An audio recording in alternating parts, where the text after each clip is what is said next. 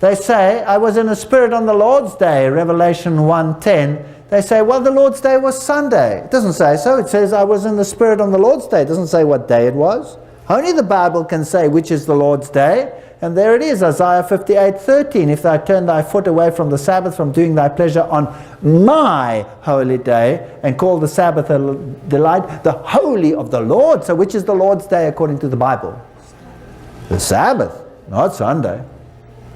So I was in the Spirit on the Lord's Day. It doesn't really cut any ice.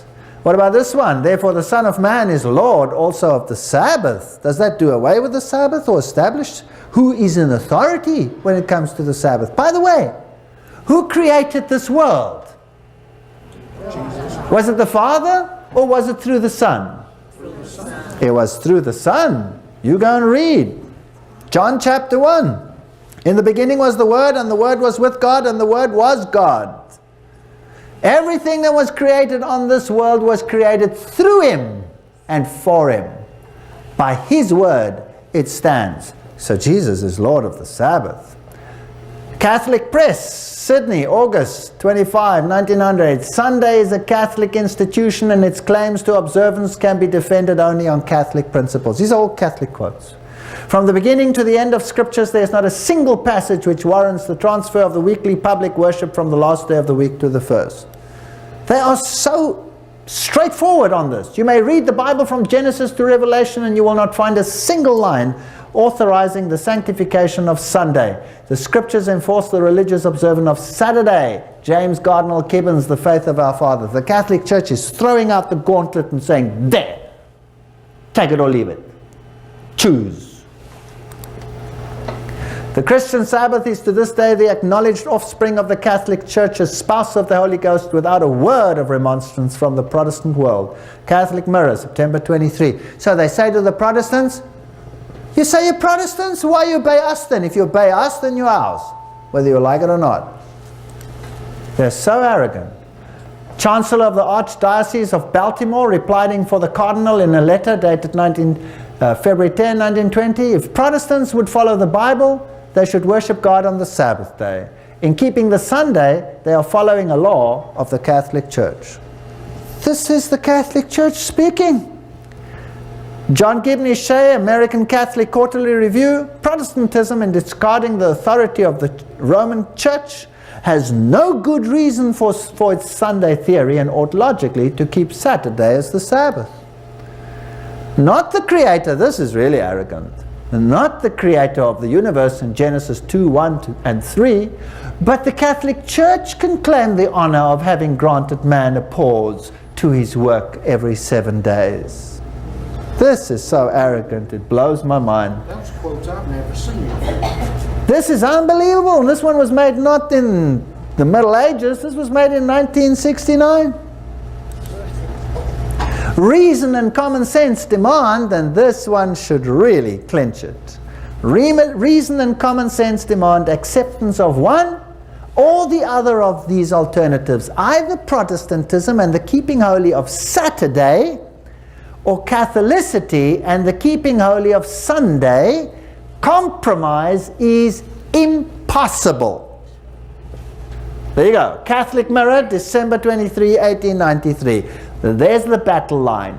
If you obey God, you keep which day? Saturday. If you obey the Catholic Church, you keep Sunday. That's what they're saying. So if you're a Protestant, but you're keeping Sunday, you're really obeying whom? You're obeying the Pope. That doesn't mean that Protestants out there who have never heard this information now have the mark of the beast. They don't. Because God is judging them according to the light that they have. But this issue is going to become prominent very, very soon. Because the present Pope has asked for worldwide Sunday legislation. And your president had said, we want to implement his teachings. That's interesting. I'll show it to you still. I'll show it to you. So now, why do Protestants keep on keeping Sunday? Well, what do they say? Do they know this or don't they know this? Yes, they know it. Yes, they know it. Let's have it run through them quickly. The Episcopals say, is there any commandment in the New Testament to change the day of weekly rest from Saturday to Sunday? None. Manual of Christian Doctrine. That's, well, that's their big writing. We have made a change from seventh day to the first day, from Saturday to Sunday, on the authority of the one holy Catholic and Apostolic Church of Christ. Why we keep Sunday? That's the Episcopal Church. Well, they're so near to the Catholics, it's, you know, it's just sort of a hiccup between them. But they say, they know, but they keep Sunday. All right? What about the other Protestant groups?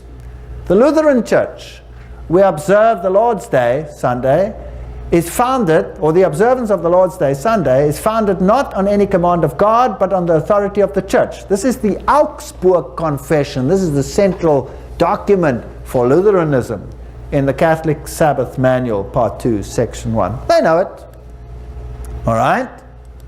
What about the Presbyterians? A change of the day to be observed from the last day of the week to the first. There is no record, no express command authorizing the change.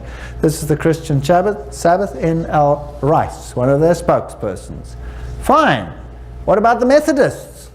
Take the matter of Sunday. There is no passage telling Christians to keep that day or to transfer the Jewish Sabbath to that day. Christian Advocate, July 2, 1942. So the Methodists know it.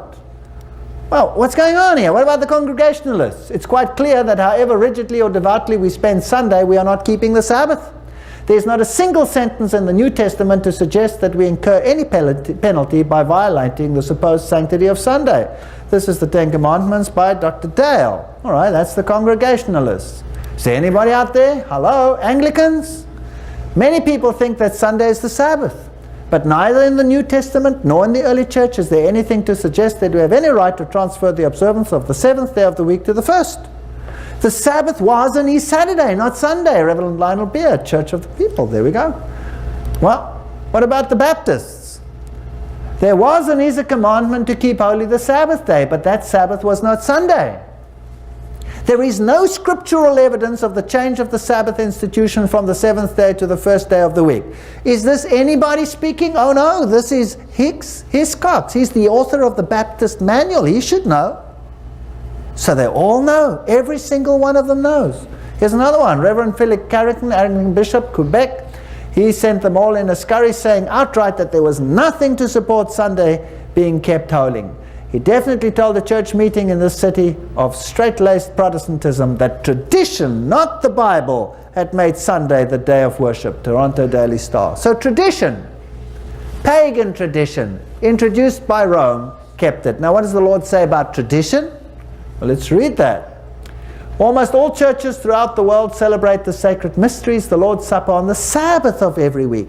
Yet the Christians, and now note this, of Alexandria and at Rome, on account of some ancient tradition, have ceased to do this. This is ecclesiastical history. Now, Alexandria is the one where all the pagan doctrines were introduced. This is where the Sadducees learned that there was no resurrection, but that when you go to heaven, you go and sit on Abraham's lap. And Jesus said, hey, what are you teaching there? There's no such thing. So Alexandria and Rome are the seat of paganism. Alexandria taught ancient Egyptian Gnostic mysteries and based on Kabbalism and Gnosticism. Ancient tradition. Well, Catholic record says Sunday is founded not on scripture but on tradition and is a distinctly Catholic institution. We will deal with that in some astounding detail, what paganism has done and how occultism has controlled some of these decisions. The New Testament makes no explicit mention that the apostle changed the day of worship, but we know it from tradition. This is the Revised Baltimore Catechism. So these are the authoritative documents of the church. It's all based on tradition. And the Bible says, Matthew 15, 3, 6, and 9, he answered and said to them, why do you transgress the commandment of God by your tradition?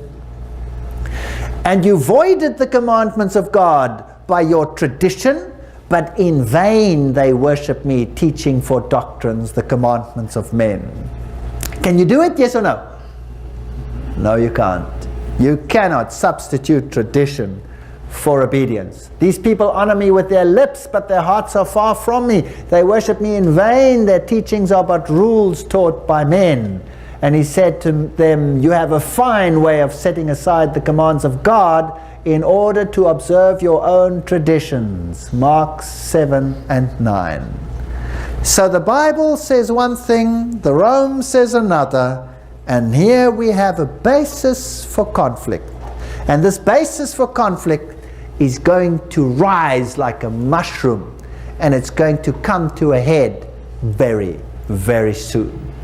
The authority of the church could therefore not be bound by the authority of the Scriptures, because the church had changed the Sabbath into Sunday, not by the command of Christ, but by its own authority. Canon and Tradition, page 263. That's it. That's the choice, whether we like it or whether we don't.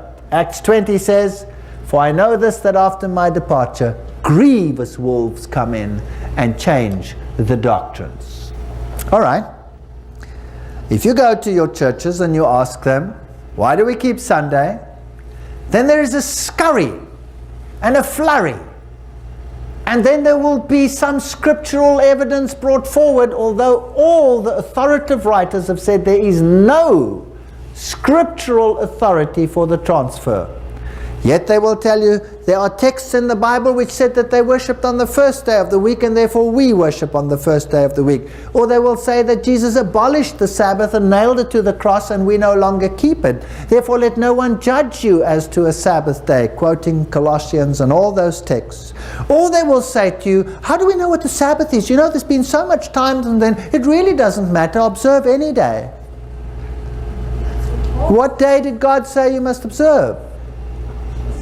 The Sabbath day. Imagine you have a rendezvous with your loved one that you haven't seen for a long time, and she says, Wednesday morning, 7 o'clock, I arrive. Please pick me up at the station. And you think, okay, that's all right. I love her. I'll go on Thursday. Do you think she'll be happy? I kind of doubt it. All right. Thank you. The first day of the week. Let's have a look at these texts that are used to substantiate Sunday observance. The first text we find in Matthew 28 verse 1. It says, there are 8 texts about the first day of the week that are used. The first one says, in the end of the Sabbath it began to dawn towards the first day of the week, came Mary Magdalene and the other Mary to see the sepulchre, and that's it. Is there anything about a change of the Sabbath, yes or no? It's a purely historic statement. The New English Bible says the Sabbath had passed and it was daybreak on Sunday when Mary so-and-so and so-and-so. So it's a purely factual statement. There's nothing in it. All right, we can discard it. Luke 23, 54, 56, by the way, tells us that these women, they kept the Sabbath. They prepared spices and ointments and rested on the Sabbath day according to the commandment. So they knew nothing about a change. When these women came on the first day, it's because they didn't go on the Sabbath day, because they rested according to the commandment. All right, the second text we find in Mark chapter 16, 1 and 2. And when the Sabbath was past, Mary Magdalene and Mary the mother of James and Salome had brought spices that they might come and anoint him. Very early in the morning, on the first day of the week, they came to the sepulchre at the rising of the sun. Anything about a change there? Not a word. All right, third text, Mark 16, 9. When Jesus was risen early on the first day of the week, he appeared first to Mary Magdalene, out of whom he had cast 7 devils. Anything there about a change? Or is it just a statement of fact? Statement of fact, nothing there about a change. We can discard that one. Fourth text. Now upon the first day of the week, very early in the morning, they came to the sepulchre bringing the spices. So that's in Luke, it's the other gospel. He repeats the story. Anything about a change? Nothing. So we can discard that one. We only got 4 left that we have to deal with. Fifth one, John 20 verse 1. The first day of the week cometh Mary Magdalene early when it was yet dark into the sepulchre, and seeth the stone taken away from the sepulchre. Anything there? Nothing. That leaves us with 3. Sixth text, John 20 verse 19. Then the same day at evening, being the first day of the week, when the doors were shut where the disciples were assembled, for fear of the Jews, came Jesus and stood in the midst and says unto them, Peace be unto you. This one is used quite often. Aha! The disciples came together on the first day of the week. They were worshipping. It doesn't say so. It says they came together on the first day of the week for what? Fear of the Jews. You see, on the Sabbath, they knew they were relatively safe because no Jew would do anything. He would think he would be breaking the Sabbath. But when the Sabbath was over, they were quaking in their boots. So it says nothing about worship. That leaves two texts. Two texts. And these are the hot ones. Acts 20 verse 7. And upon the first day of the week, when the disciples came together to break bread, Paul preached unto them, ready to depart on the morrow, and continued his speech until midnight. Now the New English Bible says on Saturday night they came together.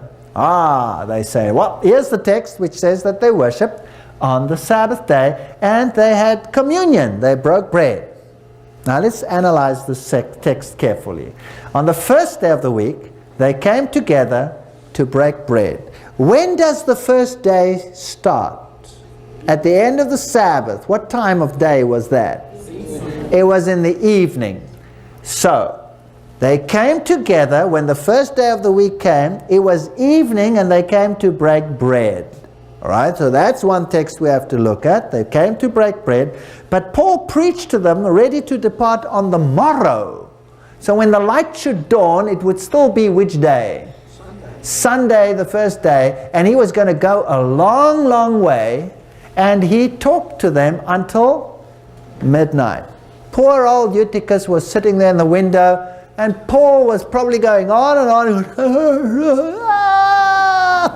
Fell out the window. Remember the story?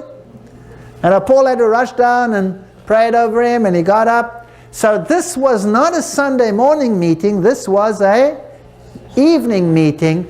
But it wasn't held on the Sabbath because the Sabbath was holy. They came together after the Sabbath. Paul had a lot to tell them. And if Sunday was so holy, why was Paul going to march the next day many, many kilometers on the so-called Holy Sunday? No. So we only have one thing still to deal with. The breaking of the bread. Let's make sure that it was in the evening. We read further in Acts 28 and 11. And there were many lights in the upper chambers where they were gathered together. So it was dark, right? And it couldn't have been Sunday evening because that would have been the second day of the week, so they came together after the Sabbath. When he therefore came up again and had broken bread and eaten, he talked a long while, even till break of day, so he departed. So he even stayed longer and talked. And then when it was daylight, off he went. So it wasn't a holy day for him at all. He was going to go away, and that's the only time he had with a meeting for them. Now as for the other bit, the breaking of the bread, Acts 2:46 says, and they continued, what's it say there? Daily with one accord in the temple, breaking bread from house to house, did they eat their meat with gladness of heart. So they didn't have a communion, they had supper together. That's what it was. So we have one text left. One text left. So in fact, this text, this previous one, supports the sanctity of the Sabbath. Because only after the Sabbath did they get together to discuss issues, and then off they went. 8th text, 1 Corinthians 16, 1 and 2. Now concerning the collection for the saints. Yes, they held church collection. As I have given order to the churches of Galatia, even so you do. Upon the first day of the week, let every one of you lay by him in store. By the way, the Weymouth translation brings it out nicely. It says, lay by at home, as God has prospered him, that there be no gathering when I come. So the critics will say, well, they held a collection during the service in church. No. The text refers to a putting aside of the money on the first day of the week at home. Now let's think about that. In the old days, like with many people that still work today that earn their money on a weekly basis, when is payday on a weekly basis? Friday. Friday you get your pay, the work is over, you get your pay. Now you take your money and you take it home. But in the mindset of the Hebrew, Friday is the preparation. You're getting ready for the Sabbath. Paul says, put your money aside when? On the first day of the week. The logical thing is to you work it all out, put aside your offering and your tithe and whatever you want to put aside. Paul says no. Don't do it on the Friday when you get your money. The Sabbath is coming. The Sabbath is holy. Do it early on the first day of the week, after the Sabbath. So when the Sabbath is over, after Sunday, you go and sit down, put aside your money so that you don't use it during the next week, and then keep it there until it can be collected. So does it help Sunday worship or does it help Sabbath worship, this text? It's actually for Sabbath worship. The Sabbath is so holy, do it on the first day of the week. So none of those texts did it. So did Jesus change the Sabbath? Luke 4:16. And he came to Nazareth where he had been brought up, and as his custom was, he went into the synagogue on the Sabbath day and stood up to read. So Jesus kept the Sabbath. Jesus said not one jot or one tittle would be removed from the law. Matthew 5:17-19. Jesus didn't change the Sabbath. For even hereunto we are called, because Christ also suffered for us, leaving us an example, that we should follow him. And we should walk even as he walked, 1 John 2:6. So Jesus kept the Sabbath. There's no evidence of a change of a Sabbath. So, where's the evidence? Malachi 3:6, I am the Lord, I change not. Jesus didn't change. Psalms 89:4, my covenant will I not break, nor alter the thing which has gone out of my lips. God doesn't change.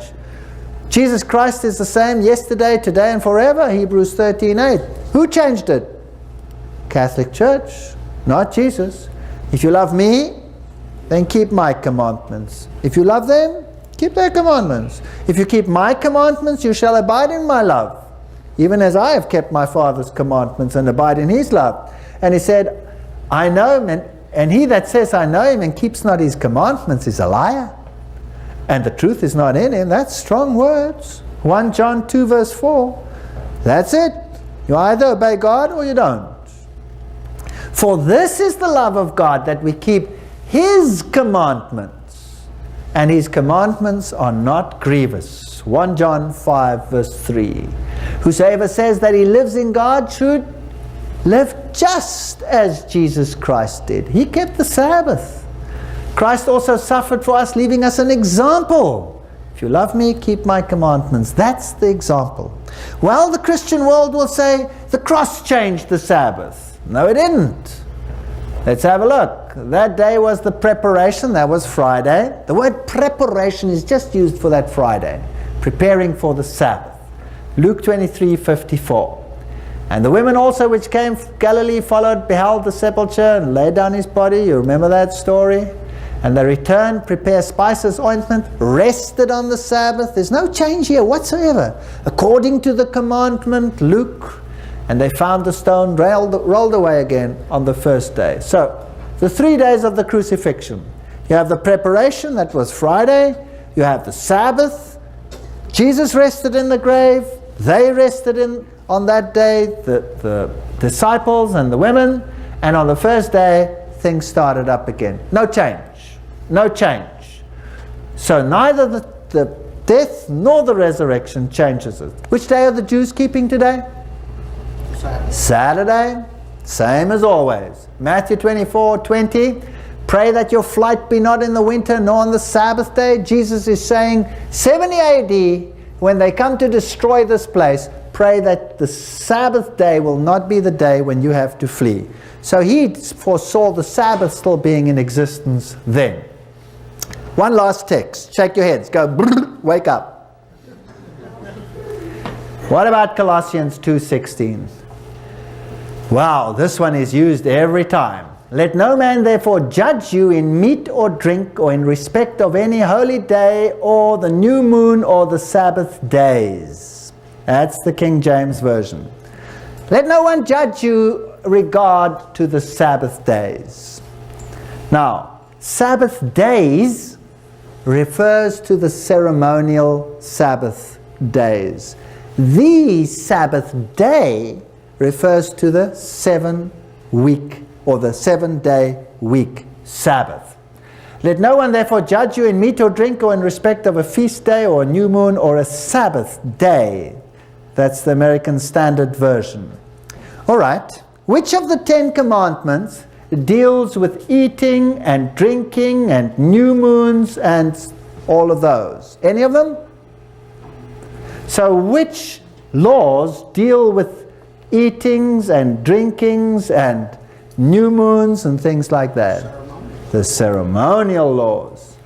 Blotting out the handwriting of ordinances that was against us, which was contrary to us, and took it out of the way, nailing it to the cross. Let no man therefore judge you. So they say, Jesus nailed the Sabbath to the cross. No. Jesus never nailed the Sabbath to the cross. He nailed two things to the cross. The whole of the ceremonial law was nailed to the cross because Jesus became the fulfillment of the law.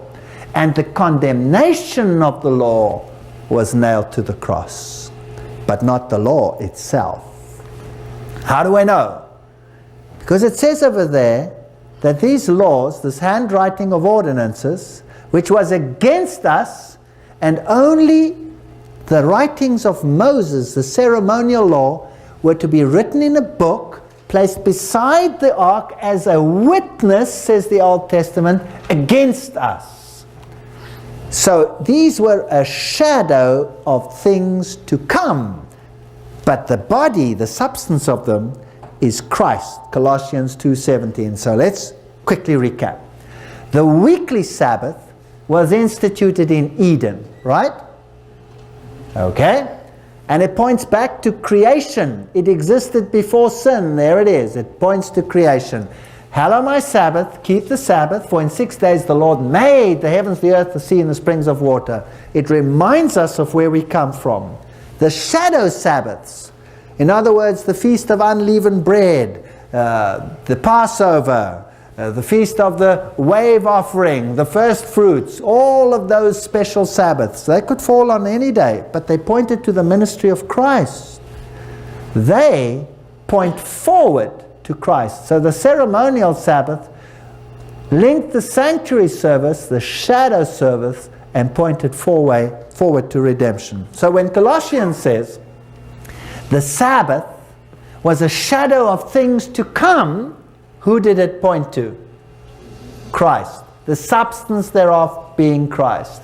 So when Christ died, he nailed the ceremonial law to the cross. We don't have to keep special Sabbaths anymore. We don't have to follow the rituals of the Passover, which have to do with eating and drinking and how much of the Passover you were supposed to have and all those issues.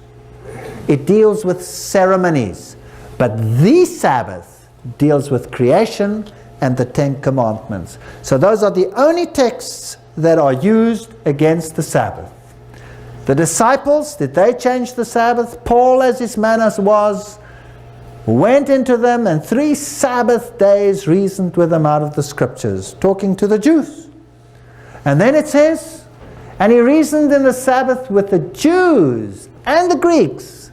And when the Jews were gone out of the synagogue, the Gentiles besought that these words may be preached to them the next Sabbath.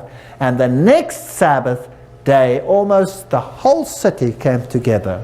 We read that in Acts chapter 13, 42 and 44. So Paul and the disciples preached on a Sabbath. They kept the Sabbath, whether they were talking to Jews or whether they were talking to Gentiles.